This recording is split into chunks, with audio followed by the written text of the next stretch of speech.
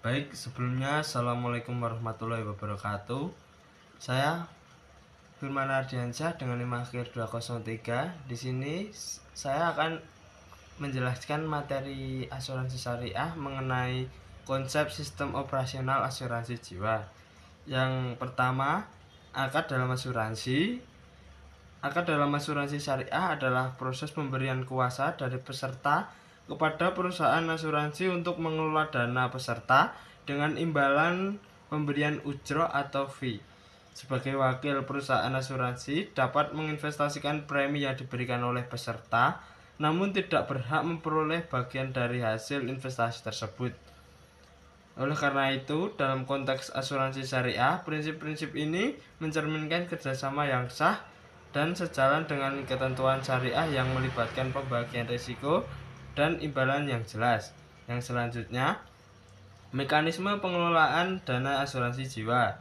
Mekanisme pengelolaan dana peserta atau premi terbagi menjadi dua sistem, yakni sistem yang mengandung unsur tabungan dan unsur tanpa tabungan. Setiap premi takaful yang telah diterima akan dimasukkan ke dalam satu rekening tabungan, yaitu rekening tabungan peserta, dua rekening khusus tabaru, yaitu rekening yang diniatkan. Derma dan digunakan untuk membayar klaim atau manfaat takaful kepada ahli waris apabila ada di antara peserta yang ditakdirkan meninggal dunia atau mengalami musibah lainnya. Yang selanjutnya, sumber biaya operasional asuransi jiwa. Sumber operasional asuransi jiwa syariah berasal dari bagi hasil surplus underwriting, bagi hasil investasi, dana pemegang saham, serta kontribusi biaya atau loading. Dalam menjalankan operasionalnya, perusahaan asuransi syariah menerapkan fungsi underwriting, yaitu proses seleksi dan klasifikasi risiko sesuai dengan tingkat yang dapat ditanggung peserta. Risiko utama dalam proses ini adalah potensi klaim yang mungkin diajukan di masa depan. Selanjutnya, proses underwriting dalam asuransi jiwa. Proses underwriting adalah proses menyeleksi risiko serta mengklasifikasikan dengan tingkat yang dapat ditanggungnya, sehingga dapat ditentukan besarnya premi bagi para tertanggung. Adapun tahapan underwriting yang yaitu sebagai berikut: 1. Menerima aplikasi dari calon nasabah.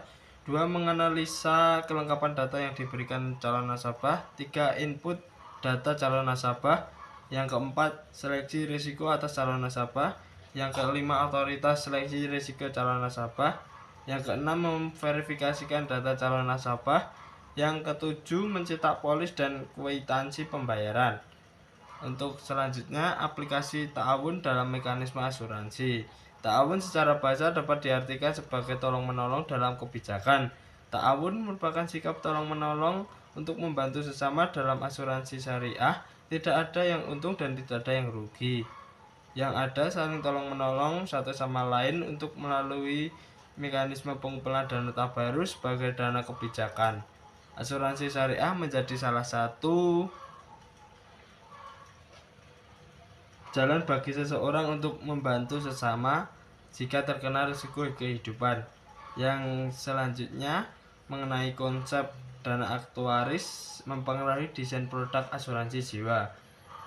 Secara spesifikasi, produk asuransi jiwa ada dua macam, yaitu yang pertama, produk takaful. Ada beberapa macam, yaitu takaful dana pendidikan, takaful dana investasi, takaful dana haji, takaful kesehatan, takaful link, dan takaful wakaf.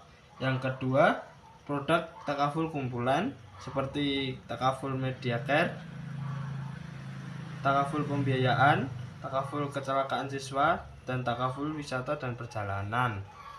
Untuk kesimpulan dari semuanya, yaitu asuransi jiwa memiliki peranan penting bagi perlindungan finansial individu dan keluarga dari risiko yang tak terduga seperti kematian atau cacat tetap.